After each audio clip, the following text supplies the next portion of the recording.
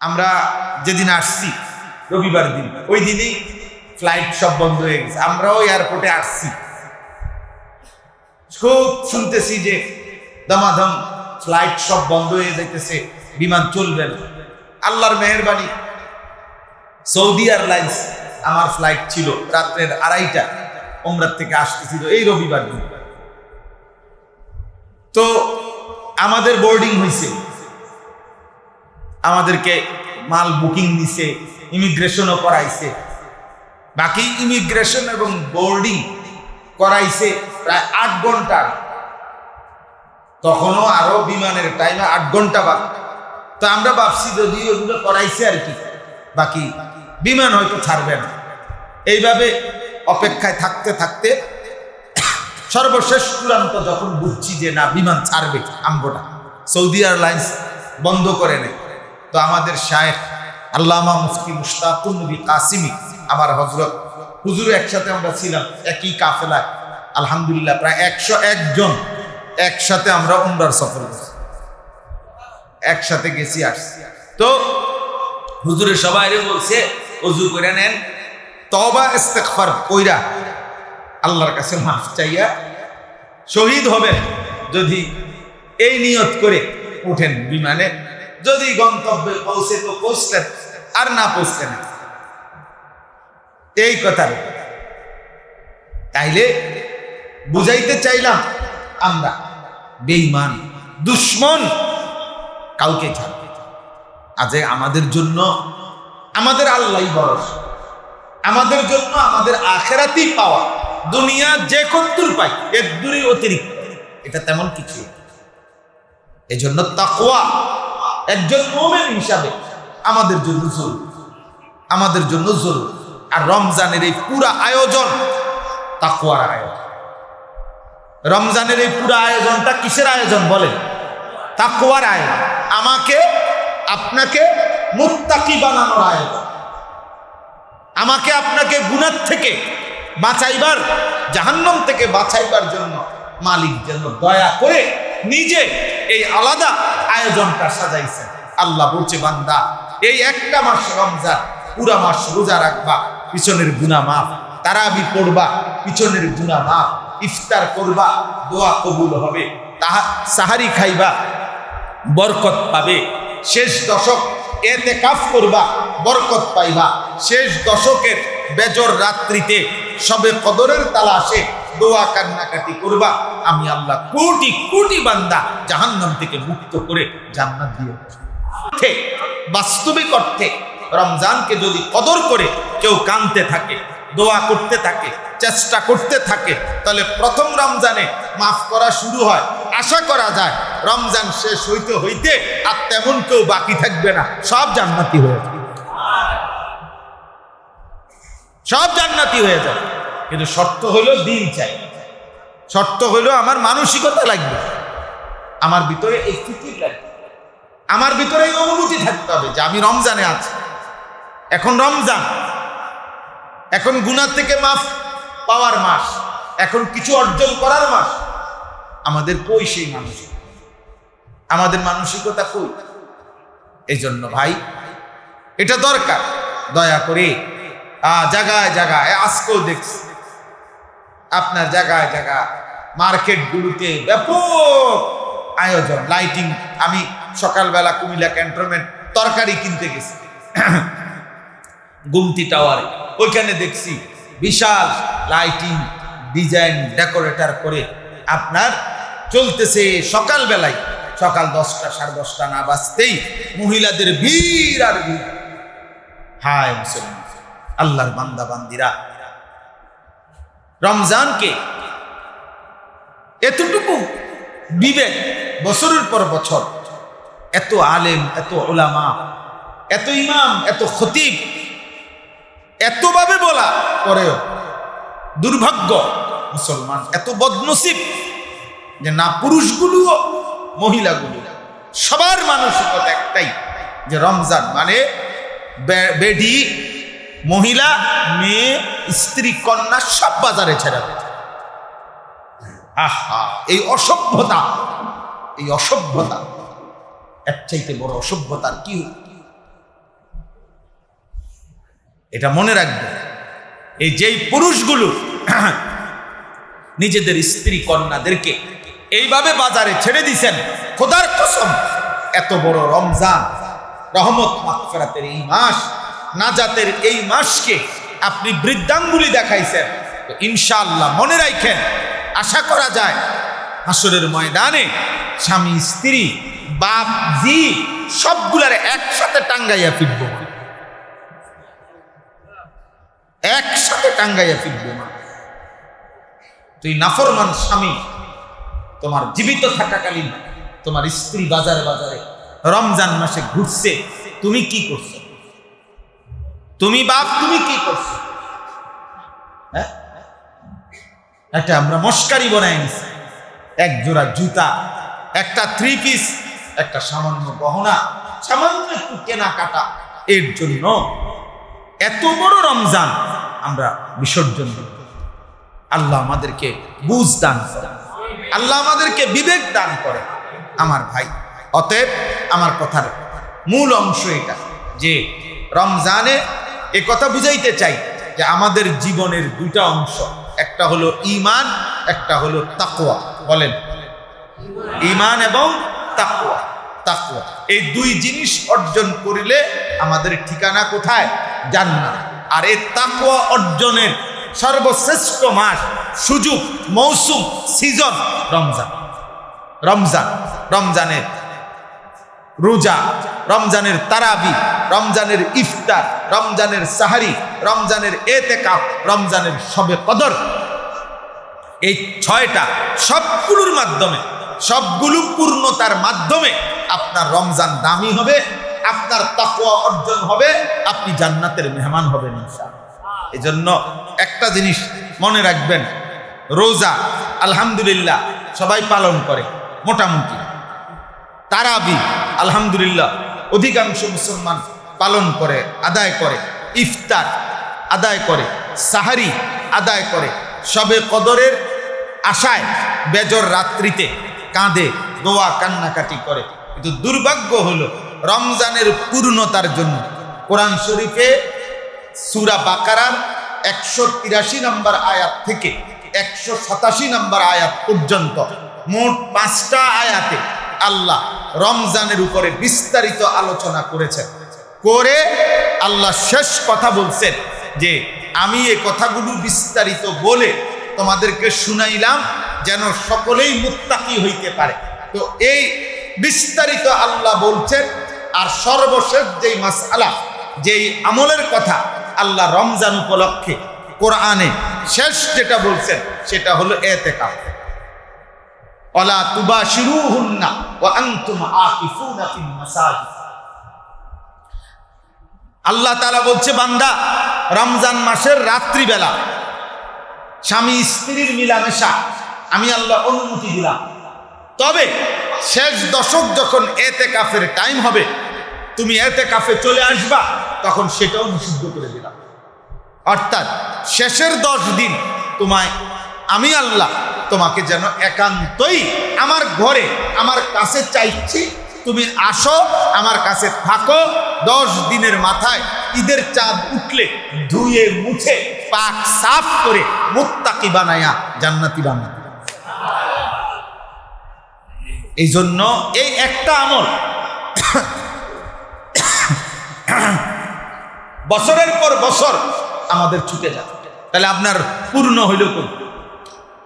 হযরত আয়েশা রাদিয়াল্লাহু তাআলা আনহা বলছেন, নবীজি সাল্লাল্লাহু আলাইহি সাল্লাম মৃত্যু পর্যন্ত কোনোদিন, যেদিন থেকে রমজান, যেদিন থেকে ইতিকাফ, সেই বছর থেকে নিয়ে ইন্তেকাল পর্যন্ত আল্লাহর নবী সাল্লাল্লাহু আলাইহি সাল্লাম কোন বছর রমজানের শেষ দশকের ইতিকাফ ছাড়েন নাই। হাত্তা তাওয়াফাহুল্লাহ, বুখারীর আবার মৃত্যু পর্যন্ত। সুম্মা ইতাকাফা আজওয়াজাহু বাদাহু, অতঃপর নবীজির স্ত্রীগণ, নবীজির 9 জন বিবি জীবিত ছিলেন, এই 9 জনই ওনারাও মৃত্যু পর্যন্ত ইতিকাফ করে গেছে। নবীর বিবিগণ পর্যন্ত কোনোদিন ইতিকাফ ছাড়ে না, সাহাবায়ে কেরাম ইতিকাফ ছাড়ে নাই। নবীজি সাল্লাল্লাহু আলাইহি সাল্লাম মাত্র 10 বছরে কথাটা বুঝেন, মদিনায় থাকাকালীন 10 বছর, তো এর মধ্যে 9 বছর পূর্ণ, আর 10ম বছর তিনি ইন্তেকাল করছেন। এই 9 বছরে মোট 57টি যুদ্ধ পরিচালনা করেছেন। কয়টা যুদ্ধ? নবীজি নিজে 27টা যুদ্ধে 9 বছরে সশরীরে অংশগ্রহণ করেছেন। কিন্তু এই 57টা যুদ্ধে একটা যুদ্ধ 9 বছরে শেষ দশকে হয়নি। রমজানের শেষ দশকে কোনো যুদ্ধ করে না। 17 রমজান যুদ্ধ হয়েছে, বদরের যুদ্ধ। মক্কা বিজয় করছে নবী রমজান মাসে, কিন্তু শেষ দশকের ইতিকাফ, শেষ দশক একটা যুদ্ধ নাই ইসলামের ইতিহাসে রাসূলুল্লাহর জীবনে। তিনি যথাযথ গুরুত্ব দিয়ে ইতিকাফ করেন। এজন্য আমার শায়েখের এটা কথা, আল্লামা মুফতি মুশতাকুন নবী সাহেব, ইমাম সাহেব, খতিব সাহেব, মুয়াজ্জিন সাহেব, খাদেম সাহেব, প্রত্যেকের জন্য ইতিকাফ করা উচিত। খতিব সাহেব বছরের পর বছর বলবেন আপনার সময় হবে কোন দিন। ইমাম সাহেব বছরের পর বছর বলবেন আপনার সময় হবে কোন দিন। আপনি আখিরাতে যাবেন না? আপনি রাসূলুল্লাহ সাল্লাল্লাহু আলাইহি সাল্লামের চাইতে বেশি ব্যস্ত? আপনি নবীজির সাহাবাদের চাইতে বেশি ব্যস্ত?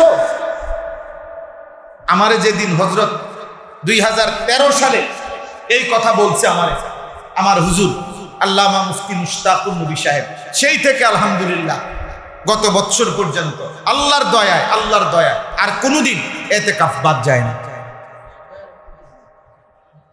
এটা হিম্মতের ব্যাপার। ইনশাআল্লাহ পাক্কা নিয়ত করে যে খতিব সাহেব বসবেন ইতিকাফ, ইমাম সাহেব বসবেন ইতিকাফ, খাদেম সাহেব বসবেন ইতিকাফ। আমি বহু মানুষ, আমার অনেক সময় অনেক ইমাম সাহেব যদি ফোনে বলে হুজুর একজন লোক ইতিকাফের জন্য পাচ্ছি না, তাহলে আমি বললাম ওই মসজিদে ইমাম সাহেব নাই। ইমাম সাহেবই তো কইতে আছে কাহিনী। আপনি কি তা আপনি ঘোড়ার ঘাস কাটেন? হ্যাঁ, আপনি একটা ব্যস্ত হয়ে গেছে। রাসূলুল্লাহ সাল্লাল্লাহু আলাইহি সাল্লাম কোনোদিন ছাড়ে নাই, আপনি কোনোদিনও করেন নাই।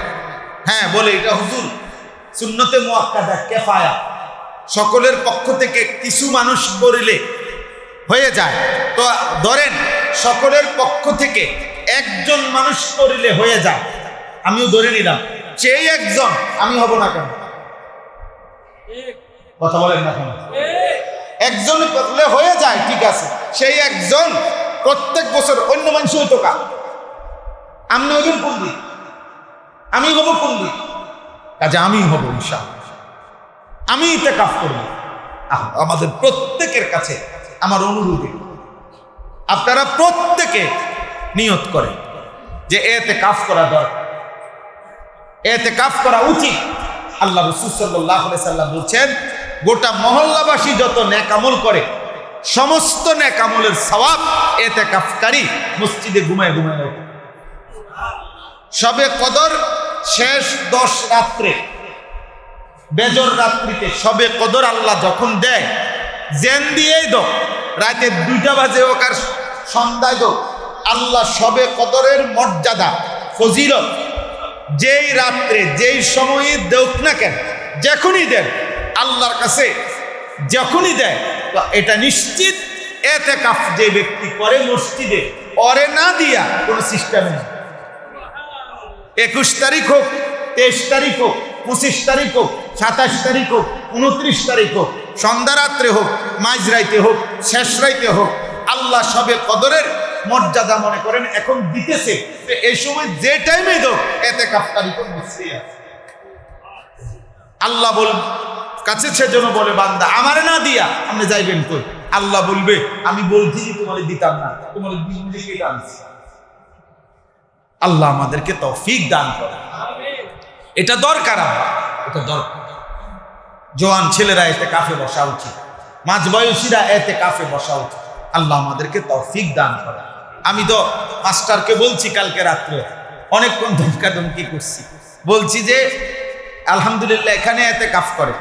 আমি বলছি না, এইবার আমার দাবি হলো আমার সাথে আমার শায়েখ আল্লামা মুফতি মুশতাকুন নবী কাসিমি হুজুরের যেই মাদ্রাসা সুধন্যপুর, সেখানে এতেকাফ করার জন্য বলছি যে আপনি আমার সাথে এতেকাফ করেন।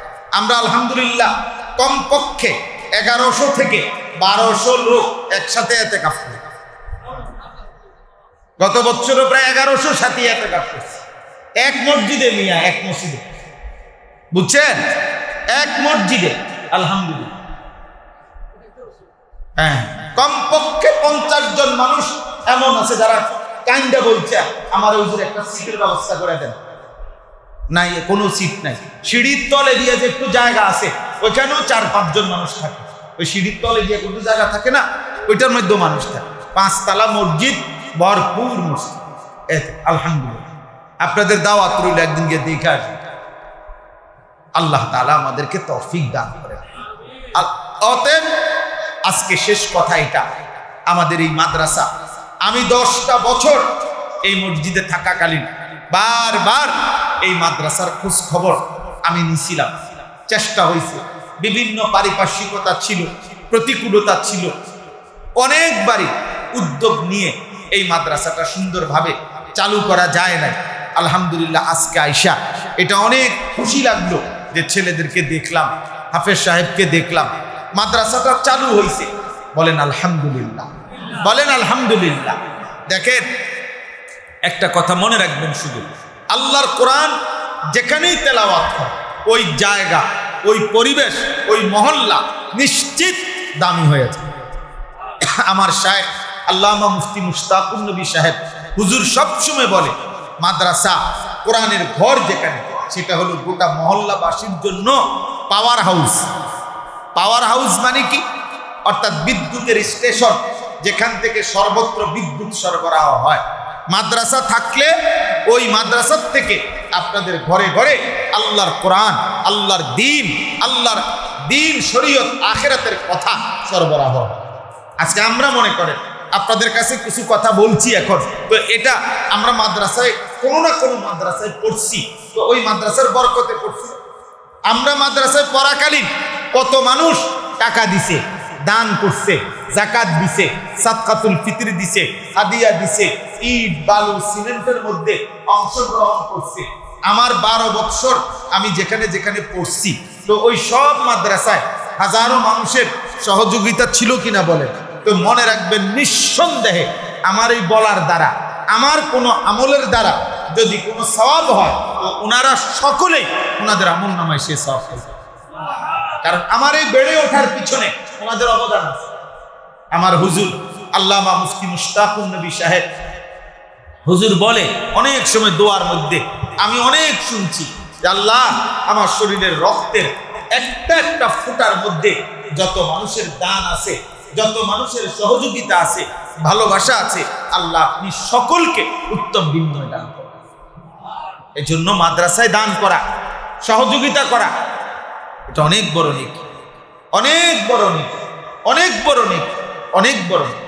আপনাদের কাছে আমার আবদার, 1 নাম্বার, যে আপনারা আপনাদের এই মাদ্রাসাটা সবাই আলহামদুলিল্লাহ এই মাসেও রমজান উপলক্ষে আপনারা যে দান করেন, সাদাকা করেন, যাকাতের টাকা দেন, তো এর মধ্যে থেকে একটা অংশ অবশ্যই এই মাদ্রাসার মধ্যে দেবেন। বলেন ইনশাআল্লাহ, সবাই বলেন ইনশাআল্লাহ, সবাই বলেন ইনশাআল্লাহ। যার উপরে যাকাত নাই আপনি দান করবেন, নফল দান করবেন, রমজান মাসে দান করবেন। আপনি 1000 টাকা দিবেন, 500 টাকা দিবেন, 10,000 টাকা দিবেন, 5,000 টাকা দিবেন, আল্লাহ এতে বরকত দান ইনশাআল্লাহ। আর আমি ইনশাআল্লাহ দোয়া করব যেন এই বাচ্চাগুলোকে সাথে নিয়ে হাফেজ সাহেব আপনিও মেহনত করবেন। আল্লাহর কোরআন যেখানেই মেহনত করেন সেখানেই নেকি হবে, সেখানেই সওয়াব হবে। এই দুনিয়ায় কেউ মূল্যায়ন করুক বা না করুক, আমি তো একটু আগেই বললাম, আল্লাহ বলছে, বান্দা ইমানদারকে তো আমি চাইছিলাম দুনিয়া টোটালি না দিতে, শুধু বেশি কষ্ট হইল দেখা একটু দিছি, তাই টোটালি না দিতাম চাইছি। আল্লাহ আমাদেরকে আখিরাতে দেবে ইনশাআল্লাহ। তাই ইনশাআল্লাহ তোমরা তালেবে ইলম, তোমরাও আল্লাহ চাহে তো পড়বা ভালোভাবে, ঠিক আছে ইনশাআল্লাহ। তোমরা দাঁড়াইয়া সালাম দাও সবাই, যাও দাঁড়াও আব্বা দাঁড়াও, ওদিকে ফিরো। ওদিকে মুসল্লিদের দিকে ফেরো, সালাম দাও। মাশাআল্লাহ মাশাআল্লাহ, আল্লাহ কবুল করেন। বসো আব্বা, বসো বসো।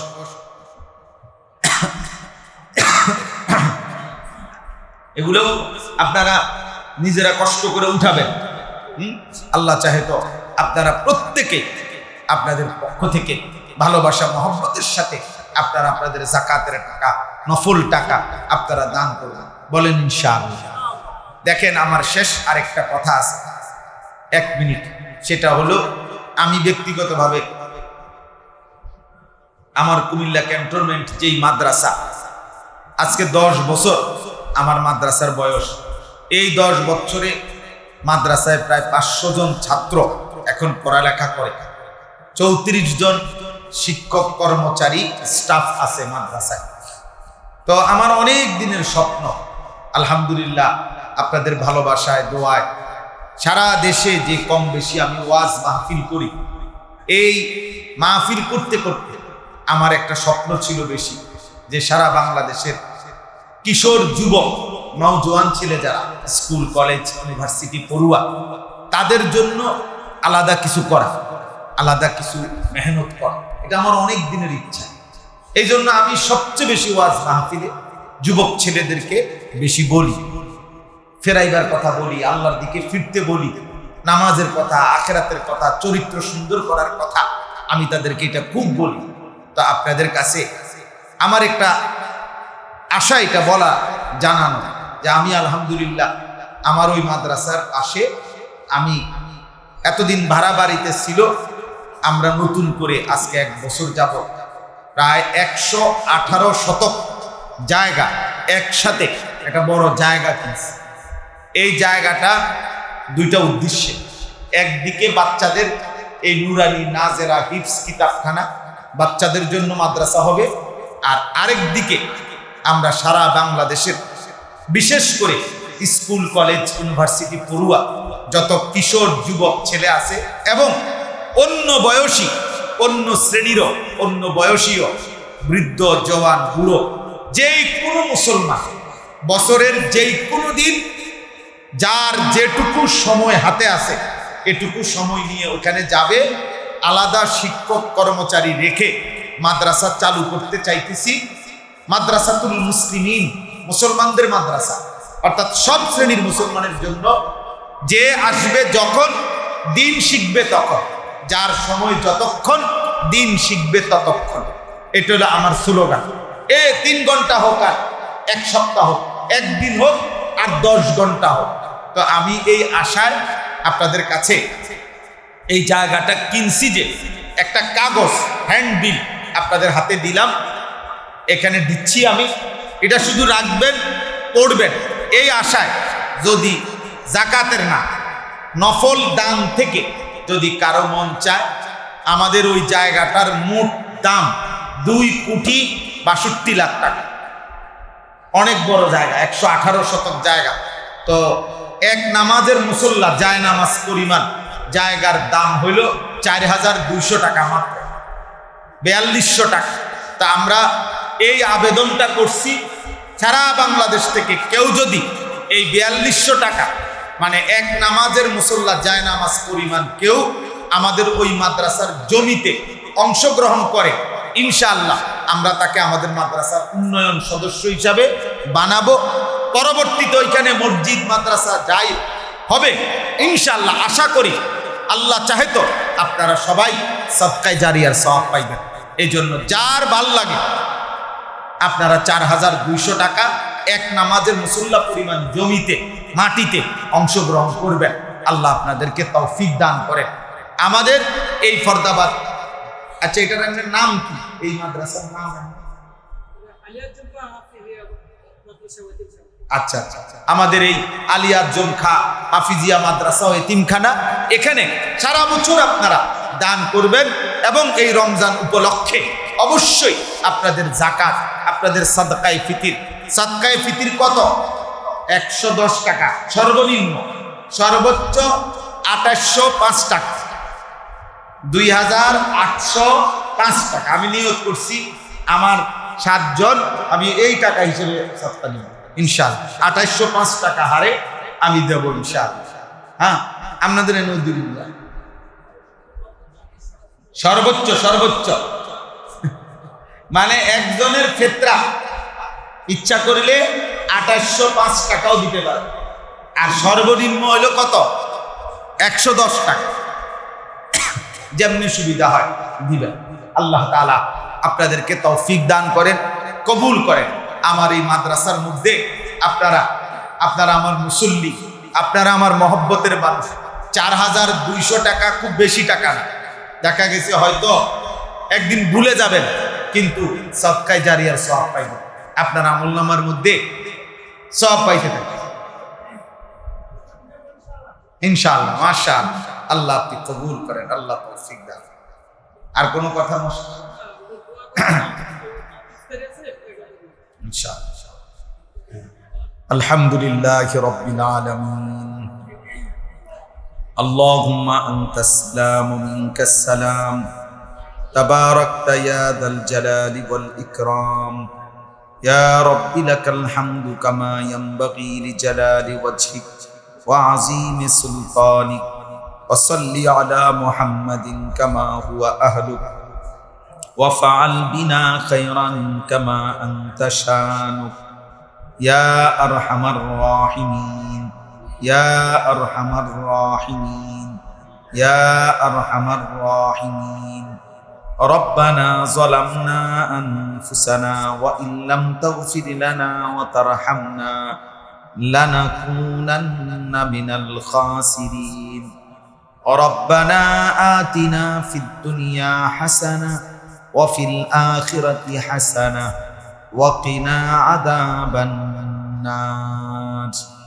ربنا وآتنا ما وعدتنا على رسلك ولا تخزنا يوم القيامة إنك لا تخلف الميعاد. ربنا اصرف عنا عذاب جهنم إن عذابها كان غراما إنها ساءت مستقرا ومقاما. رب ارحمهما كما ربياني صغيرا. رب ارحمهما كما ربياني صغيرا. ربنا هب لنا من أزواجنا وذرياتنا قرة أعين وجعلنا للمتقين إماما. رب اجعلني مقيم الصلاة ومن ذريتي ربنا وتقبل دعاء. ربنا اغفر لي ولوالدي وللمؤمنين يوم يقوم الحساب. اللهم إنا نسألك العفو والعافية في الدنيا والآخرة. اللهم إنا نعوذ بك من عذاب النار.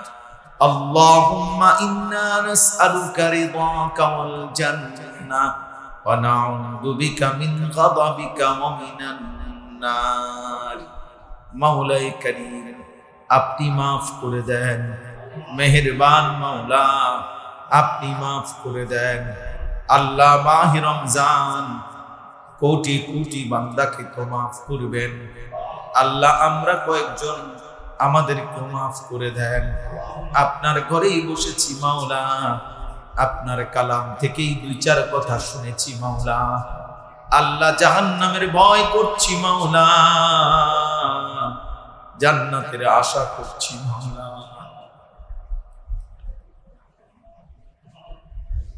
মাগফিরাতের এই দশকে মাওলা মাফ করে দেন, মাফ করে দেন, মাফ করে দেন, মাফ করে মাফ করে দেন, মাফ করে দেন। আযাব দিলে আপনার কোনো লাভ নাই, মাফ করে দিলে আপনার কোনো ক্ষতি নাই। মাফ করলে আপনার ভান্ডারে কমবে না, মাফ না পেলে আমাদের উপায় থাকবে না। রমজান পর্যন্ত আপনি তো হায়াত দিয়েছেন, রমজান আপনি তো নসিব করেছেন মাওলা। আজ মাফ করে দেন, মাফ করে দেন। এমন রমজান কেউ যদি মাফ না পায়, আইলে মাফ মিলবে আর কোন দিন মাওলা। আল্লাহ আপনি দয়া করেন, আপনি দয়া করেন। আপনি রহমান, আপনি রহিম, আপনি গফফার, আপনি গফুর, আপনি আরহামুর রাহিমিন। মাফ করে দেন, মাফ করে দেন। মাকে মাফ করে দেন, বাবাকে মাফ করে দেন, দাদা দাদি নানা নানিকে মাফ করে দেন, আত্মীয় স্বজন বংশধরকে মাফ করে দেন, বিবি বাচ্চাদেরকে মাফ করে দেন, ছেলে মেয়েদেরকে মাফ করে দেন, ভাই বোনদেরকে মাফ করে দেন, দোস্ত বন্ধুদেরকে মাফ করে দেন, সমস্ত কবরবাসীদেরকে মাফ করে দেন। কিয়ামত পর্যন্ত কবরের আযাব মাফ করে দেন। রমজান মাসে যেভাবে কবরের আযাব বন্ধ, এই কবরের আযাব আর উঠাইয়েন না মাওলা, আর দিয়েন না মাওলা। আল্লাহ মসজিদের পাশে এই গোরস্থানে আল্লাহ কত কবরবাসী মাওলা, তাদের স্বজনরাই আজকে হাত তুলেছে। আল্লাহ সকলকে মাফ করে দেন, আল্লাহ সকলকেই মাফ করে দেন, দেন মাওলা, মাফ করে দেন। আল্লাহ কতজন কত ভাবে দোয়া চেয়েছে, আল্লাহ যে যেভাবে দোয়া চেয়েছে, আল্লাহ প্রত্যেকের নেক মাকসাদ আপনি পূরণ করে দেন। আল্লাহ আজকের এই আয়োজন যারা করেছে, যারা যত সহযোগিতা, ভালোবাসা, পরামর্শ, দান, টাকা পয়সা, সহযোগিতা সব কিছু কবুল করে নেন। এর বিনিময়ে খানদান বংশধরকে মাফ করে দেন, অভাব দূর করে দেন, ঋণ মুক্ত করে দেন, অসুস্থ বিমারি যারা শিফা করে দেন, কামাই রুজিতে হালাল বরকত দান করেন। আল্লাহ রমজানকে কদর করবার তৌফিক দান করেন। এতেকাফ আপনি নসিব করিয়েন, সবে কদর আপনি নসিব করিয়েন। আল্লাহ আপনি দয়া করেন, আপনি মেহেরবানি করেন। কিশোর যুবক ছেলেগুলোকে নামাজি বানিয়ে দেন, বাবা চাচাদেরকে গুনাহ থেকে বাঁচবার তৌফিক দেন, সেজদাওয়ালা কপাল বানিয়ে দেন, কাঁদনেওয়ালা চোখ বানিয়ে দেন, জিকিরওয়ালা জবান বানিয়ে দেন, মোহব্বতওয়ালা দিল বানিয়ে দেন, সুন্নতওয়ালা জীবন বানিয়ে দেন। আল্লাহ আমার একটা একটা মুসল্লিকে আল্লাহ মাফ করে দেন। আল্লাহ কত মুসল্লি আমার চোখের সামনে ভাসতেছে, যা আল্লাহ আমি তো কতজনের জানাজা পড়াইছিলাম মাওলা। আল্লাহ আপনি সমস্ত কবরবাসীদেরকে মাফ করে দেন, আমাদের আব্বা আমাদেরকে মাফ করে দেন। আল্লাহ অসুস্থ বিমারি যারা সকলকে শিফা করে দেন। আয় আল্লাহ আমার আব্দুল হাকিম ভাই অসুস্থ, আল্লাহ শিফা করে দেন। আল্লাহ মধু মেম্বার সাহেবকে, আল্লাহ হাজি সাহেবকে শিফা করে দেন। আল্লাহ তার সন্তানদেরকে শিফা করে দেন। আল্লাহ আপনি আমাদের সবাইকে মাফ করে দেন। আল্লাহ কম বেশি সকলেই অসুস্থ হয়ে মাওলা, আল্লাহ যার যত রোগ ব্যাধি আপনি মুক্ত করে দেন।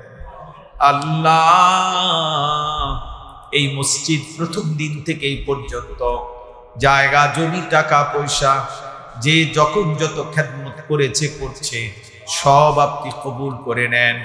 সকলকে আপনি মাফ করে দেন। যারা কবরবাসী তাদেরকেও মাফ করে দেন। আল্লাহ আমাদের সকলের উপরে রহম করম করেন। আল্লাহ আমাদের রোজা, ইফতার, সাহারি, তারাবি সব আপনি কবুল করে নেন। রব্বির হামহুমা কামা রব্বায়ানি সগীরা, রব্বির হামহুমা কামা রব্বায়ানি সগীরা। আস্তাগফিরুল্লাহাল্লাযী লা ইলাহা ইল্লা হুয়াল হাইয়ুল কাইয়্যুম ওয়া আতুবু ইলাইহি। আল্লাহুম্মা সাল্লি আলা সাইয়্যিদিনা মুহাম্মাদিন নাবিয়্যিল উম্মি ওয়া আলিহি ওয়া সাল্লিম তাসলিমা। আল্লাহ অনেক প্রবাসী দোয়া চেয়েছে, আল্লাহ সমস্ত প্রবাসীদেরকে মাফ করে দেন। মা বোনদেরকে আল্লাহ মাফ করে দেন, আবেদা সালেহা হিসাবে কবুল করেন। ছোট্ট মাসুম বাচ্চাদেরকে আল্লাহ আপনি কবুল করেন। আল্লাহ এই মাদ্রাসাখানা আপনি কবুল করে নেন মাওলা। আল্লাহ আর যেন বন্ধ না হয় মাওলা, আর যেন বন্ধ না হয়। আর যেন বন্ধ না হয়, আর যেন বন্ধ না হয়। আল্লাহ, কোরআনের এই ঘর আপনি চালু রাখেন মাওলা। আল্লাহ, আরো ছাত্র মিলায়া দেন, আরো উস্তাদ মিলায়া দেন, মহল্লাবাসীর দিল মাদ্রাসার সাথে ঝুঁকায়া দেন, মহল্লাবাসীকে দান সাদাকা করার তৌফিক দান করেন, মাদ্রাসা কায়েম করে দেন, দায়েম করে দেন। আল্লাহ, আমরাও যেই মাদ্রাসা গড়ার স্বপ্ন দেখছি, আল্লাহ আমাদের সেই মাদ্রাসা আপনি কবুল করে নেন। মাদ্রাসার জায়গার জমির টাকা পয়সার হুসনে ইন্তজাম আপনি করে দেন। আপনি চাইলে সব হবে রে মাওলা, আপনি না চাইলে কিছুই হবে না রে মাওলা। আল্লাহ, যার যত নেক মাকসাদ আছে পূরণ করে দেন, অভাব দূর করে দেন, সংসারে মিল মহব্বত শান্তি রহম করম করেন। সুবহান রাব্বিকা রাব্বিল ইজ্জাতি আম্মা ইয়াসিফুন ওয়া সালামুন আলাল মুরসালিন ওয়ালহামদুলিল্লাহি রাব্বিল আলামিন। নামাজ না পড়ে কেউ যাবেন না, অন্য কোথাও নামাজ পাবেন না। এজন্য প্রত্যেকেই নামাজ পড়ে অবশ্যই যাবেন ইনশাআল্লাহ। قدم من ذنبه ومن قام ليلة القدر إيمانا واحتسابا غفر له ما تقدم من ذنبه اللهم صل على محمد وعلى آل محمد كما صليت على إبراهيم وعلى آل إبراهيم إنك حميد مجيد اللهم بارك على محمد وعلى آل محمد كما باركت على إبراهيم وعلى آل إبراهيم إنك حميد مجيد سبحانك لا علم لنا إلا ما علمتنا إنك أنت العليم الحكيم الحمد لله আল্লাহ পাক রব্বুল ইজ্জত যুল জালাল ওয়াল ইকরামের ফজল করম, রব্বুল আলামিনের অপরিসীম ইহসান মেহেরবানি দয়া।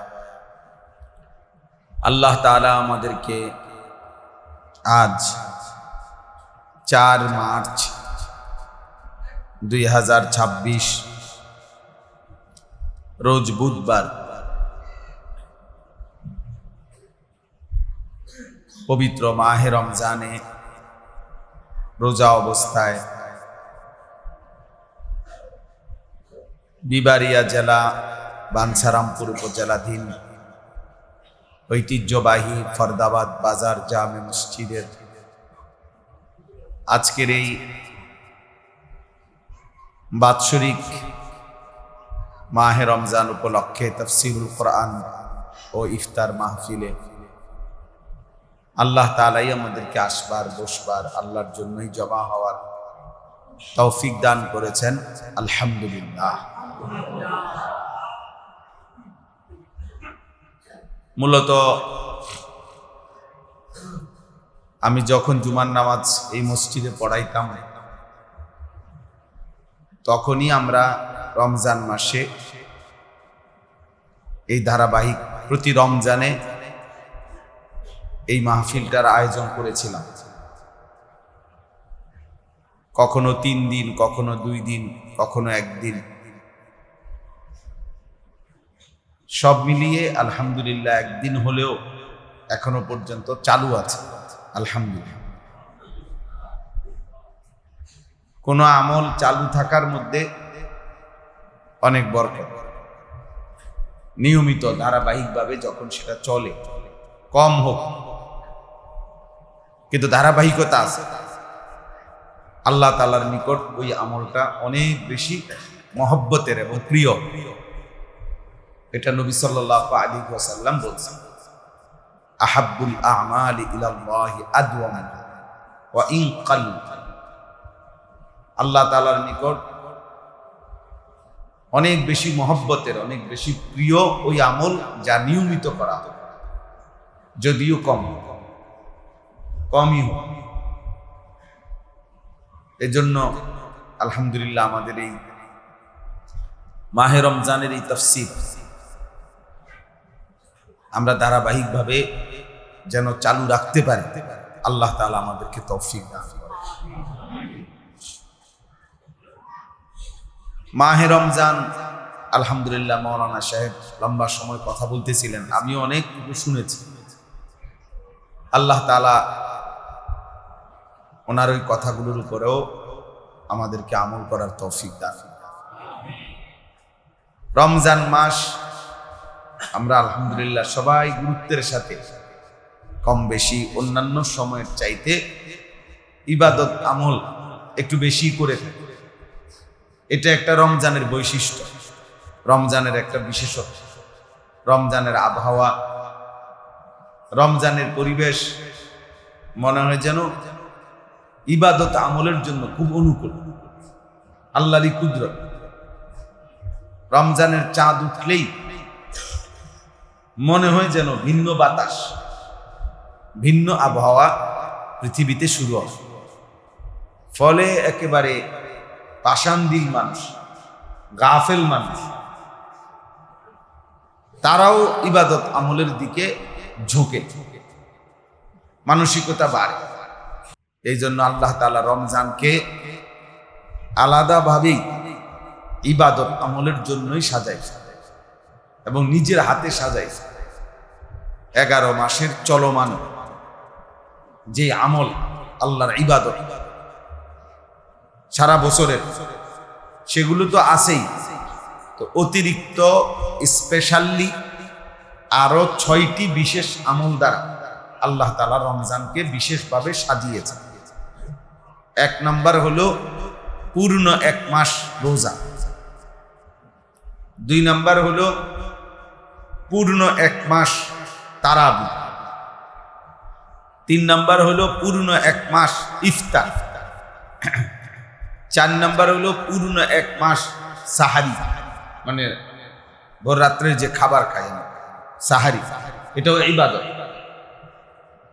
5 নাম্বার হলো শেষ 10 দিন মানে শেষ দশক ইতিকাফ।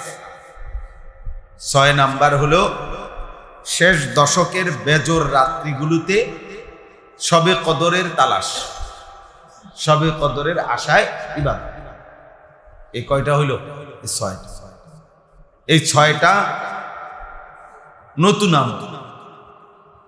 গত 11 মাসে যে ইবাদত 5 ওয়াক্ত নামাজ, জুমার নামাজ, তাহাজ্জুদ নামাজ, মাগরিবের পরে আওয়াবিন নামাজ, সকালবেলার এশরাকের নামাজ, এরপরে গত 11 মাসের জিকির, কোরআনুল কারীমের তেলাওয়াত, দান, সাদাকা, আল্লাহর রাস্তায় খরচ করা, যাবতীয় গুনাহ থেকে বাঁচা, এগুলো তো আপন জায়গায় বহাল আছে। মানে এগুলোর হুকুম তো কি যেমনে আছে, এটা আছেই, এখনো আছে। আর অতিরিক্ত এই 6টি আমল দিয়ে আল্লাহ তাআলা ইবাদত এর মাধ্যমে রমজানকে সাজাইছে। তাহলে এর দ্বারা একথাই স্পষ্ট, আল্লাহ তাআলা বান্দার কাছে রমজান মাসে প্রত্যেকটা বান্দার কাছে আল্লাহর চাওয়া যে তার জীবনে যেন গত 11 মাসের চাইতে রুটিন, তার জীবনের রুটিনটা ভিন্ন হয়।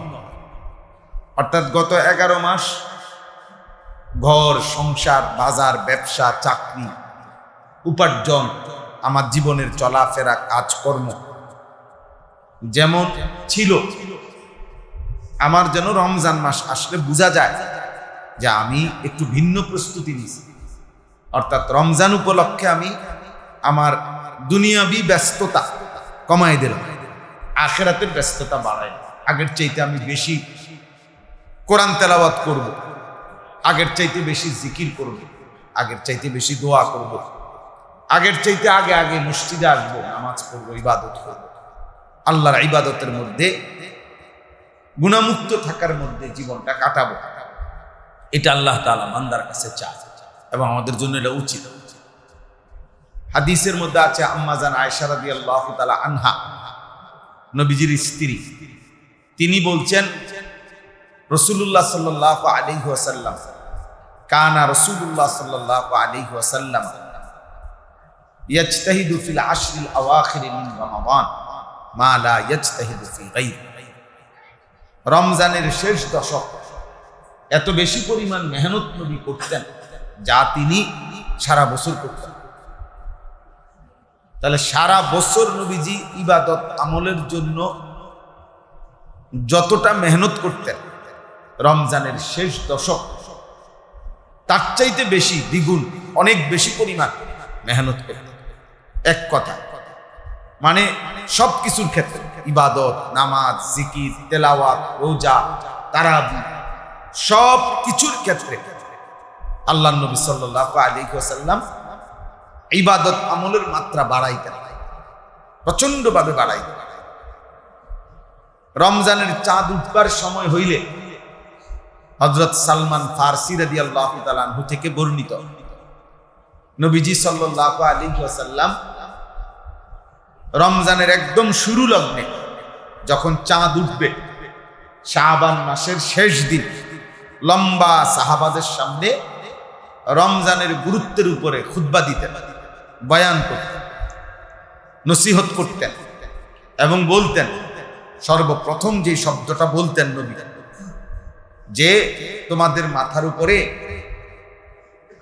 মাথার উপরে কাদ আযাল্লাকুম শাহরুন আযীম, একটা মহান মাস, শ্রেষ্ঠতম মাস তোমাদের মাথার উপরে ছায়া বিস্তার করছে, অর্থাৎ আগমন করছে। এই এক কথাই বলছেন, শাহরুন আযীম। নবীজি বলছেন তোমাদের সামনে আসতেছে, আগমন করতেছে একটি শ্রেষ্ঠতম সুমহান মাস, শাহরুন আযীম। শাহরুন আযীম কোরআনুল কারীমের মধ্যে নির্দিষ্ট কিছু জিনিসের ক্ষেত্রে আল্লাহ আযীম শব্দ ব্যবহার করছেন। যেমন কোরআন, এটার ব্যাপারে আল্লাহ বলছেন যে কোরআন আযীম। আমাদের নবীজি সাল্লাল্লাহু আলাইহি সাল্লামের জীবন, এইটার ব্যাপারে আল্লাহ তাআলা বলছেন ওয়া ইন্নাকা লাআলা খুলুকিন আযীম।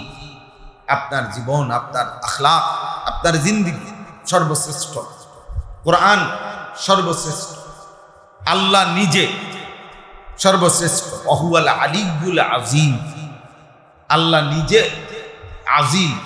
সুবহানা রাব্বিয়াল আযীম, এই যে আমরা বলি, আল্লাহকে বলি। তাইলে আরবি ভাষায় অনেকগুলো শব্দ দিয়ে বড়, মহান, শ্রেষ্ঠ বুঝায়, তন্মধ্যে সবচেয়ে বেশি পূর্ণাঙ্গ বুঝায় এই শব্দটা দিয়ে, আযীম। আযীমের চাইতে বড় কিছু নাই। তাহলে আল্লাহ তাআলা কোরআনকে যেমন বলছেন আযীম, নিজেকে বলছেন আযীম, ঠিক আল্লাহ নবী সাল্লাল্লাহু আলাইহি ওয়াসাল্লাম এই রমজান মাসকেও বলছেন আযীম। কাদ আযাল্লাকুম শাহরুন আযীম, রমজান সর্বশ্রেষ্ঠ মাস, আযীমুশ শান মাস। আমরা বলি অনেক সময় এই শব্দটা, আযীমুশ শান মাহফিল, মানে অনেক মর্যাদাবান মাহফিল। তো রমজান মাসও আযীমুশ শান মাস, অনেক বেশি মর্যাদাবান মাস। এই জন্য প্রথম কথা এটা মনে রাখতে হবে, রমজানকে আল্লাহ তাআলা স্পেশালি সাজাইছে, অতিরিক্ত ইবাদত দিয়ে সাজাইছে। রমজান মাসকে নবীজি সাল্লাল্লাহু আলাইহি ওয়াসাল্লাম সর্বশ্রেষ্ঠ মাস হিসাবে উল্লেখ করেছেন। অতএব এই সব কিছুর দ্বারা মাকসাদ কি, মানে কেন রমজানকে আল্লাহ শ্রেষ্ঠ মাস বানাইলেন, কেন নবীজি রমজানকে শ্রেষ্ঠ মাস বললেন, কেন রমজান মাসে আল্লাহ তাআলা অতিরিক্ত আরো 6টি ইবাদত সারা বছরের ইবাদতের সাথে আরো দিলেন, এই সব কিছুর মাকসাদ হলো একজন ইমানদার বান্দা, একজন মুসলিম বান্দা, সে মুত্তাকি হবে, তাকওয়া অর্জন করবে, আর তাকওয়া অর্জন করিলেই তার ঠিকানা জান্নাত হবে। মূলত আল্লাহ তাআলা আমাদের কাছ থেকে এটা চেয়েছে। একজন মানুষের জান্নাতে যাওয়ার জন্য দুইটা জিনিস জরুরি, বাধ্যতামূলক। এক নাম্বার হলো ঈমান, দুই নাম্বার হলো তাকওয়া। এই দুই জিনিস বুঝাইয়া না দিলে জান্নাতে যাওয়া যাবে। জান্নাতে যাওয়ার জন্য এই দুই জিনিস লাজিম। কি কি বলেন? এক নাম্বার হলো ঈমান, দুই নাম্বার হলো এই দুই জিনিস লাজিম। ঈমান এবং তাকওয়া, এই দুই জিনিসের বিনিময়ে জান্নাত। এই দুই জিনিসের বিনিময়েই জান্নাত। ঈমান কি? ঈমান আপনারা বুঝেন। ঈমান হলো লা ইলাহা ইল্লাল্লাহু মুহাম্মাদুর রাসূলুল্লাহ সাল্লাল্লাহু আলাইহি ওয়াসাল্লাম। এই কালেমাটা এক নাম্বার দিলের মধ্যে শতভাগ বিশ্বাস করা, দুই নাম্বার জবানে উচ্চারণ করা, তিন নাম্বার এই কালেমা আমার কাছে যা চায় সারা দেহ দিয়ে তা বাস্তবায়ন। তিনটা একসাথ করা, এটা ঈমান। দিলের মধ্যে তাসদীক, বিশ্বাস করা, জবানে উচ্চারণ করা, অঙ্গ প্রত্যঙ্গ দিয়ে আমলের মাধ্যমে ঈমানের দাবি পূরণ করা। লা ইলাহা ইল্লাল্লাহ, মনে করেন এ কথার অর্থ হলো যে আল্লাহ ছাড়া আর কোনো ইলাহ নাই। আল্লাহ ছাড়া আর কোনো ক্ষেত্রে চাওয়া পাওয়া, নিজের প্রাপ্তি, নিজের বন্দিগি, নিজের ইবাদত, নিজের মাথা ঝুঁকানো, নিজের গোলামি, নিজের দাসত্ব, সকল কিছুই আল্লাহর। তো এক্ষেত্রে আমার অঙ্গ প্রত্যঙ্গ দিয়ে খেয়াল করতে হবে ঈমানে ক্ষতিগ্রস্ত হয়, আল্লাহর প্রতি একত্ববাদ ক্ষতিগ্রস্ত হয়, এরকম কিছু করা যাবে না। তাইলে আমার ঈমান ক্ষতিগ্রস্ত হবে, পূর্ণাঙ্গ হবে। এই জন্য আমরা সবসময় এটা বলি যে আপনার সেজদা এটা শুধুই আল্লাহর জন্য, শুধুই আল্লাহর জন্য। ফলে কোনো অবস্থা, কোনো যুক্তিতে মাথা কপাল বিশেষ করে কারো সামনে ঝুঁকানো, কোনো মাজারে, কোনো পীরের পায়ে, কোনো আপনার মাজারের দেওয়াল ওয়াল, কোনো কিছুর মধ্যে এরকম কপাল লাগানো, এটা সম্পূর্ণভাবে শিরক। এই ব্যক্তির নিশ্চিত ঈমান ক্ষতিগ্রস্ত, এতে কোনো সন্দেহ নেই। বুঝছেন না? ঈমান জান্নাতে যাওয়ার জন্য বিশুদ্ধ রাখা জরুরি। লা ইলাহা ইল্লাল্লাহ উচ্চারণ করা, শুধু এই বাক্য এতটুকু, এটার তিনটা কথা। এক হলো হৃদয়ে ধারণ করা, দুই হলো জবানে উচ্চারণ করা, তিন নাম্বার হলো সারা দেহের অঙ্গ প্রত্যঙ্গের দ্বারা এই কথা যা দাবি করে ওইটা বাস্তবায়ন করা। এই তিনটা মিললে হয় ঈমান। ঈমান আল্লাহর উপরে সকল অবস্থাতে, আমার দুনিয়ায় সুখ দুঃখ আনন্দ বেদনা, আমার চাওয়া পাওয়া পেরেশানি অস্থিরতা, আস্থা রাখতে হবে শুধু আল্লাহর উপর। কার উপরে? শুধুই আল্লাহর উপর। বিশ্বাস করতে হবে যে আমার সব প্রয়োজন পূরণ করে আল্লাহ। হাজত রাওয়া, মুশকিল কুশা সব আল্লাহ। আমার প্রয়োজন পূরণকারী কে? সব সব তিনি। এটা খুব বারবার মুযাকারা, বারবার খেয়াল করা যে আমি লা ইলাহা ইল্লাল্লাহ এই দাবির ব্যতিক্রম আমার দ্বারা কিছু হচ্ছে কি, তাইলে কিন্তু মুশকিল। এক মানুষ যদি ওমাই মুশরিক বিল্লাহ ফাকান্নামা খাররা মিনাস সামা, আল্লাহ তাআলা বলছে যে আল্লাহর সাথে শিরিক করবে তাকে যেন আসমান থেকে ছুঁড়ে ফেলে দেওয়া হবে, মানে মাথা তুলে যেন আছাড় দিছে। তো তাকে ঠিক শিরিক করলো 1 সেকেন্ডের মধ্যে, ও যেন আল্লাহ তাআলার কাছ থেকে 1 মিনিটে যেন 7 আসমান থেকে তাকে মাটিতে ছুঁড়ে মারছে। যা, আমাকে যেহেতু বাদ দিলা, যা। এই জন্য হাদিসের মধ্যে আছে আল্লাহ তাআলা কিয়ামতের দিন ওই সমস্ত বান্দা যারা শিরিক করছে তাদেরকে বলবে যে আজকে তোমরা যাদের জন্য করেছিলে তোমরা আজকে তাদের কাছ থেকে তোমাদের বিনিময় বুঝে নাও, বুঝে নাও। খুঁজে দেখো তারা এখানে আছে হাসরের মাঠে, যে যাকে ভরসা করছিলা, পাথর হোক, মূর্তি হোক, ব্যক্তি হোক, যাকে যে নির্ভর করছিলা যার উপরে, তার থেকে তোমরা বিনিময়, তার থেকে খুঁজে নাও। ফানজুরু হাল ইনদাহুম জাযা, দেখো গিয়ে তাদের কাছ থেকে কোনো বিনিময় পাও কিনা, দেখো তো কোনো বিনিময় পাবে। কোরআনুল কারীমের মধ্যে আছে আল্লাহ তাআলা বলবেন কিয়ামতের দিন উহশুরুল লাযীনা যালামু ওয়া আযওয়াজাহুম ওয়া মা কানু ইয়াবুদুন মিন দুনিল্লাহ ফাহদুহুম ইলা সিরাতিল জাহিম। নাউযুবিল্লাহ। আল্লাহ তাআলা কিয়ামতের দিন ফেরেশতাদেরকে বলবেন প্রত্যেক পাপীকে আরো দুইজন সহ একত্র করো। এক, পাপীকে। দুই, এই পাপ কাজে তার সঙ্গী যে ছিল সেই সঙ্গীকে। তিন, এই পাপ কাজ করতে গিয়ে সে যার উপরে নির্ভর করেছে তাকে।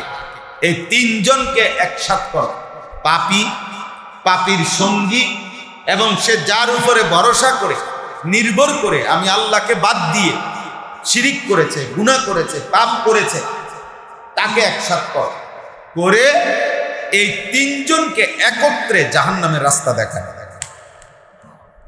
ফাহদুহুম ইলা সিরাতিল জাহিম, তিনজনকে জাহান্নামের পথ দেখাও। কঠিন বুদ্ধি, তুই কোনো চিন্তা করিস না, আমি আছি, শুধু পিঠ সোয়াইয়ালা, হ্যাঁ, যা দরকার আমি, পুলিশ মামলা এগুলো আমি দেব। এই যে নির্ভরতা দিয়ে দিয়ে যারা সন্ত্রাসী পালে, চাঁদাবাজ পালে, ক্যাডার পালে, মাস্তান পালে, এই নাফরমানগুলো কি হবে? এদের পাপের অন্যায় করতে গিয়ে এরা নির্ভর করছে এই ব্যক্তির উপর। কিয়ামতের দিন তাকেও একসাথ করে জাহান্নামে পাঠাবে। নাউযুবিল্লাহ। ওয়াকিফুহুম ইন্নাহুম মাসউলুন মা লাকুম লা তানাসুন বাল হুমুল ইয়াওমা মুস্তাসলিমুন। কিয়ামতে আল্লাহ তাআলা তাদেরকে একত্রে ফেরেশতাদেরকে বলবে পাপী, পাপীর সঙ্গী এবং সে যার উপরে ভরসা করত তাকে একসাথ করে দাঁড় করাও। আমি আল্লাহ জিজ্ঞেস করব, আল্লাহ তাআলা জিজ্ঞেস করবেন তুই পাপ করলা কেন, তুমি তাকে সহযোগিতা করলা কেন, তোমার উপরে সে ভরসা করলো কেন। আরেক কোরআনুল কারীমের মধ্যে আছে ঈসা আলাইহিস সালামকে পর্যন্ত আল্লাহ জিজ্ঞেস করবে যে তোমাকে যে তারা আল্লাহর পুত্র বলছে, খ্রিস্টানরা শিরিক করলো আমি আল্লাহর সাথে, তোমারে বলছে আল্লাহর বেটা, তুমি বলছো কিনা বলো। কোরআন শরীফ আছে ঈসা আলাইহিস সালাম বলবে রব্বুল আলামিন আমার 24 ঘন্টা আমি হায়াতে যতক্ষণ ছিলাম আমি ভেতরে কি বলছি, বাইরে কি বলছি, আমি জবানে কি বলেছি, আমার কলিজার ভিতরে কি ছিল আপনি সব জানেন। আপনি জানেন মাওলা, আপনি সাক্ষী। আমি আপনাকে সাক্ষী রেখে বলতেছি আমি একবারের জন্য আমার অন্তরে কিংবা জবানে আমি তাদেরকে কোনোদিনও বলি নাই এমন কথা। তারা সম্পূর্ণ আমার উপরে মিথ্যা অপবাদ দিচ্ছে। তাহলে কি বুঝাবে? খুদ ঈসা নবীকে পর্যন্ত আল্লাহ জিজ্ঞেস করে যে আপনি উত্তর দেন, আপনি জবাব। এজন্য শিরিক থেকে বাঁচা এবং এই কথাটাও খেয়াল করা যে আমার উপরে ভর করে কেউ যেন গুনাহ না করে, আমার উপরে ভরসা করে, আমার উপরে নির্ভর করে কেউ যেন গুনাহ না করে। আমি গুনাহ করব না, আমি গুনার সঙ্গী হব না, এবং আমার উপরে নির্ভর করে কেউ গুনাহ করতে পারবে না। চেষ্টা করতে হবে, এটা খেয়াল করা চাই, নাই তো এই তিনজনই জাহান্নাম। আল্লাহ বলবেন মা লাকুম লা তানাসারুন, এই তিনজনকে আল্লাহ বলবে যে কি হলো তোমাদের, তোমরা একজন আরেকজনকে সাহায্য করছো না কেন? দুনিয়াতে না তোমরা সাহায্য করছিলা, এখন করো, এখন আযাব থেকে একজন আরেকজনকে বাঁচাও, এখন একজন আরেকজনকে জাহান্নাম থেকে বাঁচাও, এখন একজন আরেকজনের পক্ষ হয়ে আমি আল্লাহর কথার জবাব দাও, বলো। তো বাল হুমুল ইয়াউমা মুস্তাসলিমুন, আল্লাহ বলে বরং সকলেই আমি আল্লাহর কথার সামনে, জিজ্ঞাসার সামনে মাথা নুয়ে দাও। পাপী, পাপীর সঙ্গী, পাপ কাজে যার উপরে নির্ভর করছে, কেউই কোনো জবাব দিতে পারবে কোনো জবাব দিতে?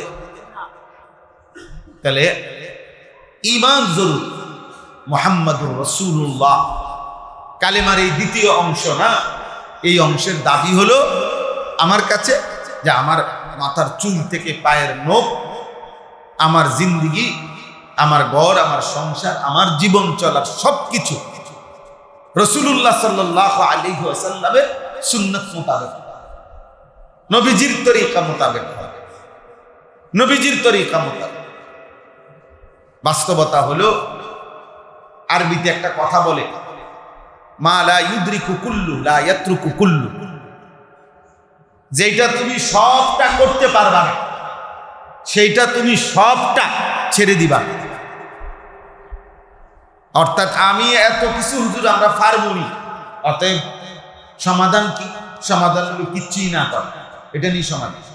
এই আমাদের সমস্যা চলছে যে হুজুর আপনারা তো অনেক কিছু বলেন, সব কি আর আমরা পারবনি, তো এই কথা বইলা উনি কিছুই করেন না। নিয়ম তো এটা, নিয়ম তো হলো তোমার দ্বারা যদি পুরাটা নাও হয় কিছু করো।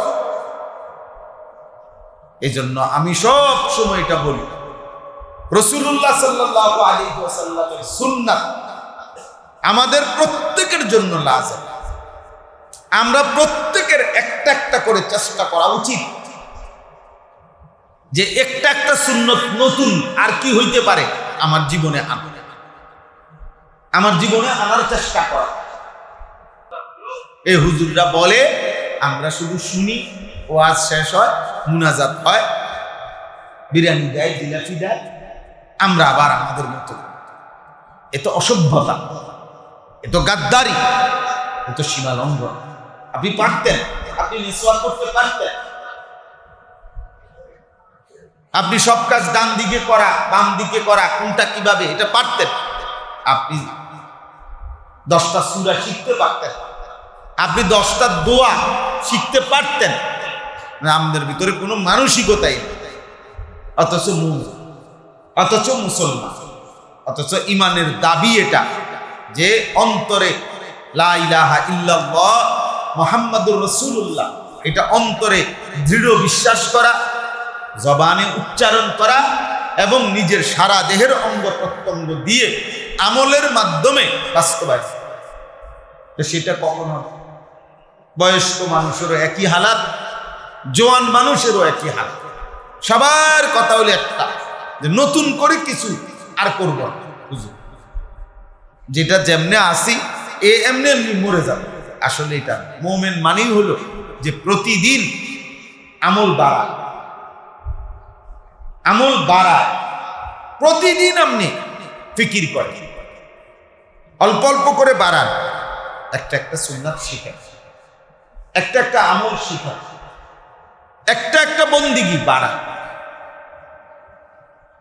নেক আমল বাড়ান। আমরা হযরত আলী রাদিয়াল্লাহু তাআলা আনহু বলতেন, ইরতাহালাতিদ দুনিয়া মুদবিরা ওয়ারতাহালাতিল আখিরাতু মুখবিরা। তিনি বলতেন যে শোনো, প্রতিদিন দুনিয়া তোমার পিছনে যায়, প্রতিদিন আখিরাত তোমার সামনে আসে। প্রতি ঘন্টা যাচ্ছে তো দুনিয়া যাচ্ছে, আখিরাত সামনে আসে। ফাকুনু আবনা আখিরা ওয়ালা তাকুনু আবনা দুনিয়া। অতএব হে আল্লাহর বান্দা, তুমি আখিরাতের সন্তান হও, দুনিয়ার সন্তান হইও। অর্থাৎ দুনিয়ার পরিচয়ে লোকটা একজন রাজনীতিবিদ, লোকটা একজন ব্যবসায়ী, লোকটা একজন চাকরিজীবী, লোকটা একজন ক্ষমতাধর, লোকটা একজন দোকানদার, লোকটা একজন ইঞ্জিনিয়ার, লোকটা একজন ডাক্তার, লোকটা একজন চিকিৎসক, ইত্যাদি ইত্যাদি, যাই বলে এগুলো দুনিয়ার পরিচয়। তিনি বলেন না, তুমি আখিরাতের পরিচয় হও, মানে লোকে যেন বোঝে বা তোমার ভিতরে যেন এটা হয়, লোকটা নামাজি, লোকটা চরিত্রবান, লোকটা দিনদার, লোকটা ইনসাফগার, লোকটা হালাল হারাম মাইনা চলে, লোকটা পাক নাফাক মাইনা চলে, লোকটার ভিতরে জিকির আছে, এই লোকটার ভিতরে আল্লাহর কোরআন তেলাওয়াতের জজবা আছে, এই লোকের ভিতরে আখিরাতের ফিকির আছে, কবরের ভয় আছে, জাহান্নামের ভয় আছে। এই যে আপনার কথাবার্তা, চলাফেরা, আচরণ, লেনদেন দ্বারা যেন এটা বোঝা যায়। আমার একজন আপনজন আছে, বড় ব্যবসায়ী, বাজারে নাম করা ব্যবসা।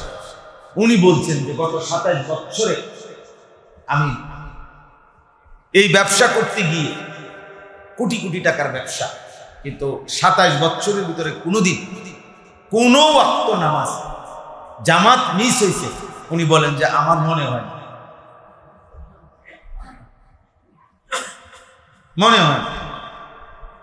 কোনোদিনও মিস হয়।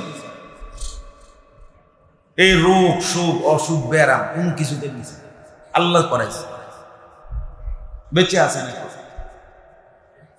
তাইলে আমি প্রথম বললাম আখিরাতের জন্য, জান্নাতের জন্য, জাহান্নাম থেকে বাঁচার জন্য ঈমান জরুরি। প্রথম কি জরুরি বলেন? ঈমান জরুরি। ঈমানের দুইটা অংশ, একটা হলো লা ইলাহা ইল্লাল্লাহ, আরেকটা হলো মুহাম্মাদুর রাসূলুল্লাহ। লা ইলাহা ইল্লাল্লাহর দাবি কি? লা ইলাহা ইল্লাল্লাহর দাবি হলো জীবনের সব ব্যাপারে আল্লাহকে মানা, আল্লাহর উপরেই নির্ভর করা, আল্লাহর দিকেই ফিরে যাওয়া, আল্লাহর কথাই মনে পড়া, আল্লাহর কথাই মনে পড়ে। সুখ হোক, দুঃখ হোক, আনন্দ হোক, বেদনা হোক, চাওয়া পাওয়া প্রত্যাশা সব আল্লাহর কাছে। আল্লাহই আল্লাহ, তিনি ছাড়া আর কেউ নেই। সুখের বেলায়ও আর কেউ নেই, দুঃখের বেলায়ও কি নাই, দিলেও আল্লাহ ছাড়া কেউ নাই, না দিলেও আল্লাহ ছাড়া কেউ, আল্লাহ। আর 2 নাম্বার হলো মুহাম্মাদুর রাসূলুল্লাহ, মানে জীবনের মধ্যে প্রিয় নবী সাল্লাল্লাহু আলাইহি সাল্লামের সুন্নাত তরিকা একটা একটা করে আমাদের জীবনের মধ্যে আনা। মাস্টার সাহেব এই লাইটটা বন্ধ করে দিচ্ছে, আমার একেবারে চোখে পড়বে। জি, তো এটা দরকার আমাদের। তাহলে আমরা 1 নম্বরে হলো ঈমান আমাদের জরুরি। আমরা চেষ্টা করব আমার ঈমানের মধ্যে যেন কোনো শিরিক না হয়, আমার ঈমানের মধ্যে যেন কোনো খেলাফে সুন্নাত না। প্রতিনিয়ত দেখেন, চেষ্টা করা উচিত। আমি সব সময় বলে গেছি, আপনাদের এখানে আমি 10 বছর ছিলাম, 10 বছর আমি চিৎকার করে গেছি মুসল্লিদেরকে। কাজেই মনে রাখেন, হাসরের ময়দানে কোনো নয়ছয় করবেন, কবরে গিয়া কোনো রকম লুকোচুরি করবেন যে শুনি নাই, বুঝি নাই, জানি নাই, এটা বলতে পারতেন। আমরা ওলামায়ে কেরাম আপনাদের কাছে বিস্তারিত বারবার বলেছি যে কোনোভাবে যেন ঈমানের মধ্যে শিরিক না হয় এবং রাসূলুল্লাহ সাল্লাল্লাহু আলাইহি সাল্লামের সুন্নতের খেলাফ জীবন যেন না। আপনারা যদি কদর কোনোভাবেই না করেন, সেটা আপনাদের বিষয়। আমরা বলছি, আপনারা আজও বললাম যে আপনাদের প্রত্যেকের দায়িত্ব চুল, চেহারা, লেবাস, পোশাক, চলাফেরা, পেশাব পায়খানা, ঘুম, আহার, নিদ্রা, বাজার, সংসার, উপার্জন, প্রত্যেক ক্ষেত্রে নবীজির সুন্নত আছে, নবীজির তরিকা আছে। এটা কি জেনে নাও এবং ওই অনুপাতে একটু একটু করে হলেও নিজের জীবনে বাস্তবায়নের চেষ্টা করো। রাসূলুল্লাহ সাল্লাল্লাহু আলাইহি ওয়াসাল্লাম বলছেন,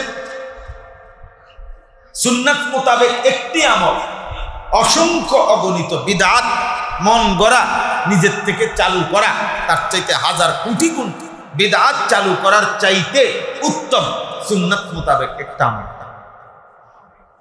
একেবারে বাম পাও দিয়া মসজিদে বাথরুমে প্রবেশ করা, এটা সুন্নত।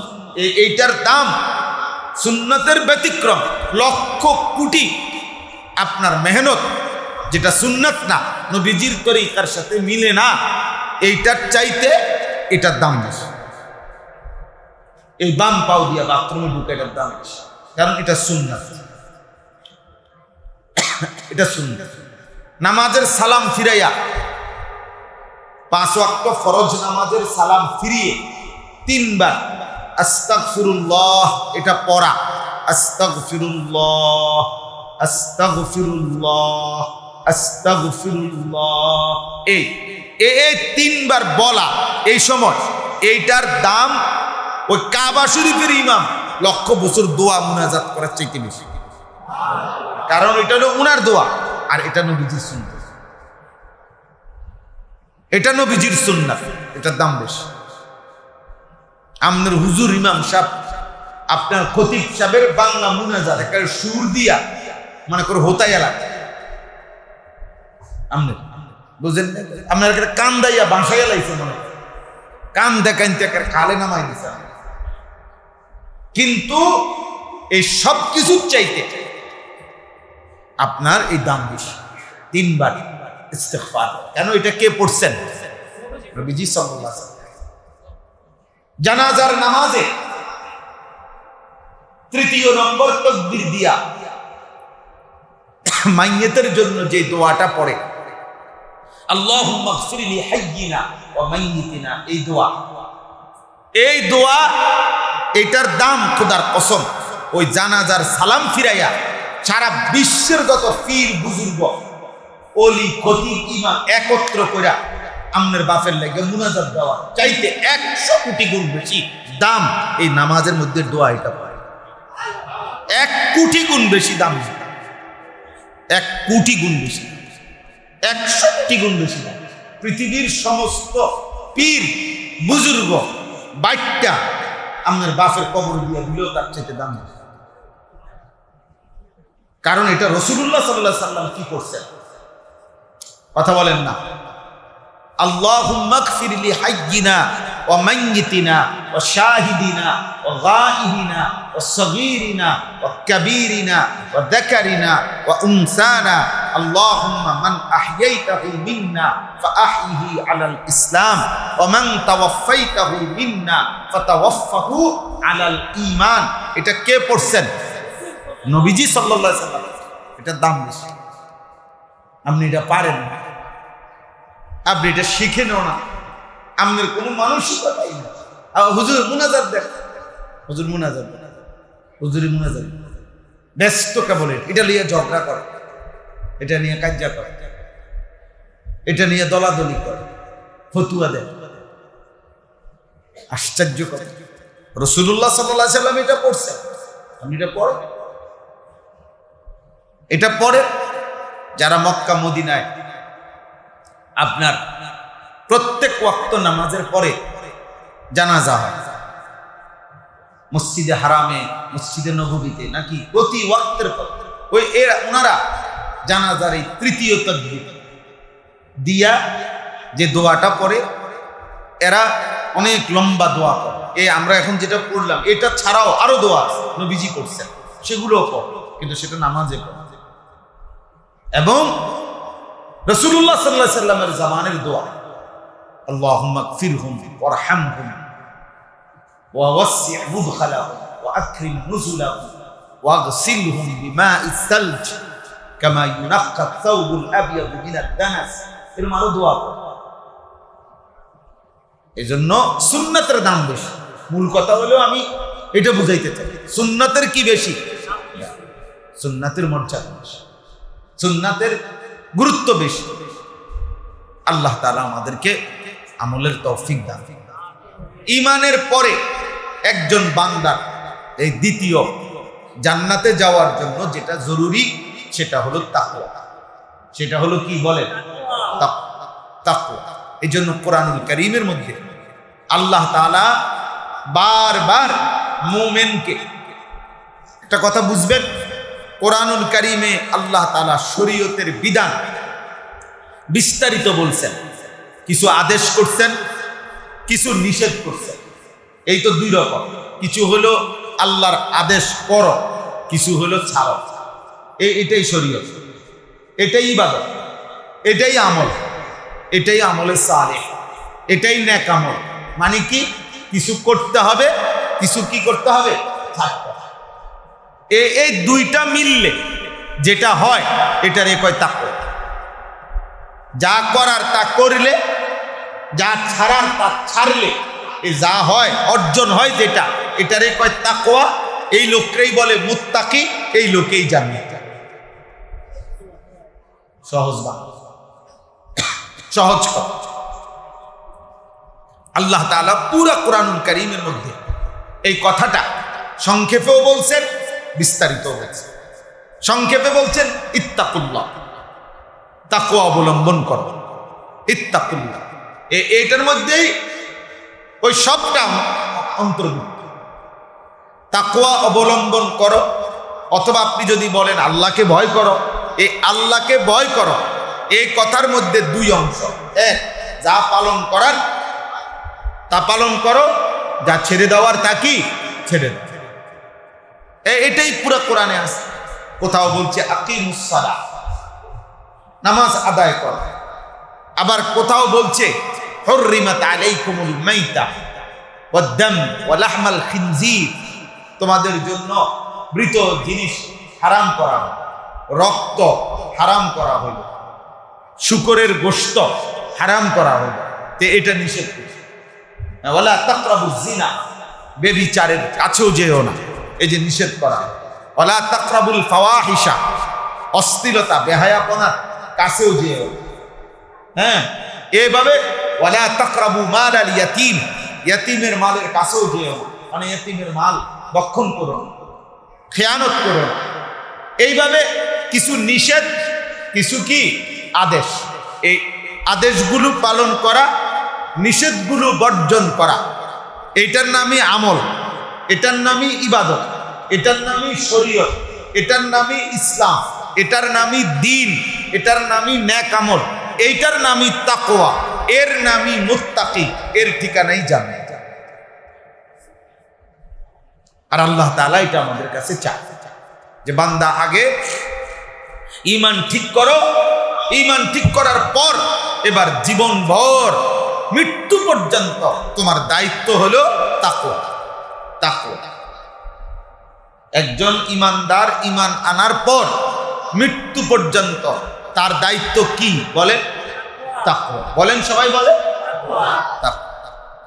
তাকওয়া। ইয়া আইয়ুহাল্লাযীনা আমানুত্তাকুল্লাহ হাক্কা তুকাতিহ, ইয়া আইয়ুহাল্লাযীনা আমানুত্তাকুল্লাহ ওয়া কুলু কাওলান সাদীদা, ইয়া আইয়ুহাল্লাযীনা আমানুত্তাকুল্লাহ ওয়াল তানজুর নাফসুম মা কদ্দামাত লিগাদ ওয়াত্তাকুল্লাহ। বারবার বারবার তিন শ্রেণী মানুষের মধ্যে, এক হলো নবী রাসূল, এক হলো ঈমানদার, এক হলো কাফের বেঈমান। মানে সব মানুষ। তো আল্লাহ কোরআনুল কারীমে নবীকে আলাদা বলছে, আপনি তাকওয়া অবলম্বন করেন। আল্লাহ কোরআনুল কারীমে ঈমানদারদেরকে আলাদা বলছেন, তাকওয়া অবলম্বন কর। আল্লাহ কোরআনুল কারীমে বাকি সমস্ত মানুষকে আলাদা বলছেন, তাকওয়া অবলম্বন। তাকওয়া মানে আল্লাহর আদেশ পালন করা, আল্লাহর নিষেধ বর্জন করা। এটা নবীর উপরেও হুকুম, ঈমানদারের উপরেও হুকুম, সকল মানুষের উপরেও হুকুম। ইয়া আইয়ুহান নাবিয়্যুত্তাকিল্লাহ, এই যে কোরআন শরীফের আয়াত, হে নবী আপনি আল্লাহকে ভয় করেন। ইত্তাকিল্লাহ, তাকওয়া অবলম্বন করেন, নবীজিকে বলছেন। আবার আল্লাহ বলছেন ইয়া আইয়ুহাল্লাযীনা আমানুত্তাকুল্লাহ, হে ঈমানদারগণ ইত্তাকুল্লাহ, আল্লাহকে ভয় করো। আবার আল্লাহ বলছেন ইয়া আইয়ুহান নাসুত্তাকু রাব্বাকুম, হে লোক সকল, হে মানব মণ্ডলী, হে মানুষ, তোমরা আল্লাহকে বলো। তাহলে বাস্তবতা এটাই, আমরা আসলেই স্বাধীন না, আমরা স্বাধীন না, হতেই পারি না। আমরা আল্লাহর অধীন, আমরা আল্লাহর অধীন। পৃথিবীর প্রত্যেকটা মানুষ আল্লাহ তাআলার অধীন, এই কায়নাত আল্লাহ তাআলার অধীন। এই সৃষ্টি জগতের প্রত্যেকটা নড়া চড়া এক বিন্দু বিসর্গ আল্লাহ তাআলার অধীন, আল্লাহ তাআলার অধীন। অতএব সৃষ্টিকর্তাকে না চিনা আল্লাহকে চিনে না, সৃষ্টিকর্তাকে চিনে না, বানানেওয়ালাকে চিনে না, রিজিক দাতাকে চিনে না, অনুগ্রহকারীকে চিনে না, লালন পালনকারীকে চিনে না, তার আনুগত্য করে না, অথবা এটা বোঝে না, এতে কোনো মানুষ, এই মূলত কোনো মানুষ। এই জন্য যে বাবা, যে মা তার সন্তানকে, তার পরিবারকে আল্লাহ চিনাইতে পারে না, মালিক চিনাইতে পারে না, আল্লাহর সাথে সম্পৃক্ত করতে পারে নাই, ও মূলত তার পরিবারের কোনো হক আদায় করে। হ্যাঁ,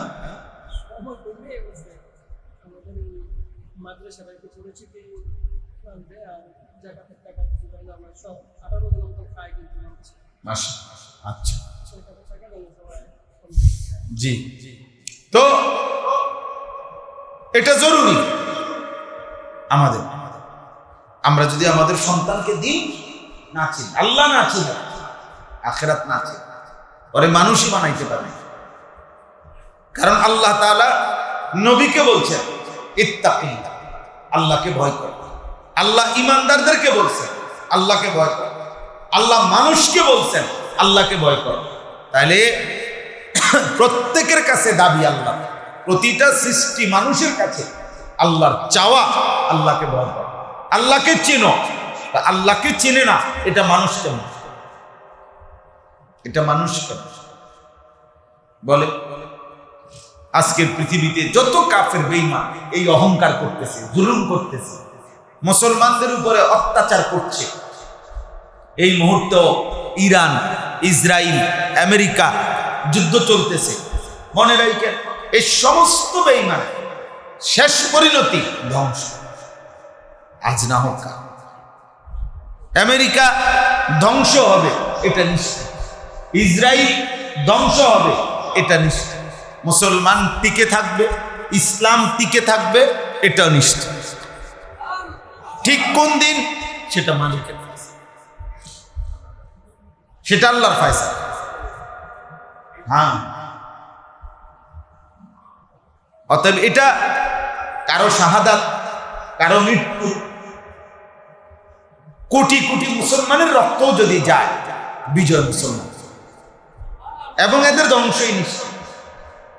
এতে কোনো সন্দেহ, এতে কোনো সন্দেহ। এই জন্য কোনোভাবেই কাফের বেঈমানদের ক্ষণিকের আস্ফালন, অহংকার, বড়াই, ক্ষমতা এবং তাদের এই দাপট দেখে একজন মানুষ যদি আল্লাহ ভুলে যায়, আখিরাত ভুলে যায়, ইবাদত ভুলে যায়, এটা সম্পূর্ণভাবে নিঃসন্দেহে বোকামি ছাড়া আর কিছু। কোরআন শরীফে আছে আপনার কারুন, মুসা আলাইহিস সালামের জামানার পৃথিবীতে আল্লাহ তাআলা সবচেয়ে বেশি সম্পদ যাকে দিছিলেন, তে কোরআনে ডাইরেক্ট আয়াত আছে, কারুন যখন তার লোক নিয়া, জনবল নিয়ে এবং তার শান শওকত নিয়া যখন রাস্তায় বাইর হইত, তো তার স্বর্ণ, রৌপ্য, হীরা, মণি, মুক্তা, জহরত, রেশমি পোশাক এবং তার এই বিশাল বহর দেইকা দুই পাশে মানুষ তাকাইয়া অসংখ্য লোক আফসুস করত, মনে মনে কামনা করত যে হায় আল্লাহ যদি তার মতো সম্পদ আমাদেরকে দিত। কিন্তু ঠিক যেদিন রাত্রিবেলা, গভীর রাতে আল্লাহ তাআলা কারুনকে তার সমস্ত বাড়ি ঘর, স্বর্ণ রৌপ্যের ভান্ডার সহ জীবন্ত মাটির নিচে দাফন করে দিছে, তো পরের দিন যখন দেখছে কারুন তার সবকিছু নিয়ে নিশ্চিন্ন হয়ে গেছে, তো কোরআন শরীফে স্পষ্ট আছে, তখন ওই মানুষগুলো সেদিন আল্লাহ তাআলার শুকর আদায় করে বলছে, আল্লাহ আপনার কোটি প্রশংসা যে আপনি আমগরে তার মতো বানান নাই, তার মতো কি করেন নাই, তাই তো গত রাত্রে তার মতো পরিণতি তো আমাদেরও কি। ওয়ালাউলা আন ইয়াকুনা আন-নাসু উম্মাতান ওয়াহিদা লাজআলনা লিমান ইয়াকফুরু বির-রাহমান সুকুফাম মিন ফিদ্দা। আল্লাহ তাআলা বলেন, আমার ঈমানদার বান্দা যাদেরকে আমি বলছি আখিরাত দেব, যাদেরকে আমি বলছি জান্নাত দেব, আমার ইচ্ছা তো ছিল দুনিয়া তাদেরকে কিছুই দেব না, সবটাই আখিরাতে দেব, কিন্তু দুনিয়া যদি কিচ্ছু না দেয় তাহলে আমার ঈমানদার বান্দা আবার একটু বেশি রাগ হয়ে যাবে, মনে কষ্ট পাইব, আমি আল্লাহর উপরে হয়তো ভরসা আস্থা কমে যাব। এই ভাবনা যদি আমি আল্লাহ না ভাবতাম তাহলে ঈমানদারের চোখের সামনে পৃথিবীর সমস্ত কাফের বেঈমানের ঘরগুলো, সিঁড়িগুলা, ছাদগুলা স্বর্ণ রৌপ্য দিয়ে আমি বাধাই করে দিই। কোরআন শরীফের আয়াত। ঈমানদারকে কিছুই দিতাম দুনিয়া দুনিয়া। আল্লাহ বলেন, আমি চাইছিলাম এমন যে প্রয়োজনে তাদের ঘর, তাদের ছাদ, তাদের সিঁড়ি, মাআরিজ, সিঁড়িগুলো পর্যন্ত আমি আল্লাহ স্বর্ণ রৌপ্য দিয়ে বাধাই করে দিলাম। আমি এটা চেয়েছিলাম যে ঈমানদারকে কিছুই দেব না দুনিয়া, টোটালি দেব, শুধু কোনো রকম জীবনটা বাঁচ, জীবনটা বাঁচ। এই জন্য ভাই এটা মনে রাখা চাই, তাকওয়া আমাদের জন্য জরুরি। একজন আমরা এখানে যারা বসছি তারা মুসলমান, কিশোর যুবক ছেলে, তোমরাও মুসলমান।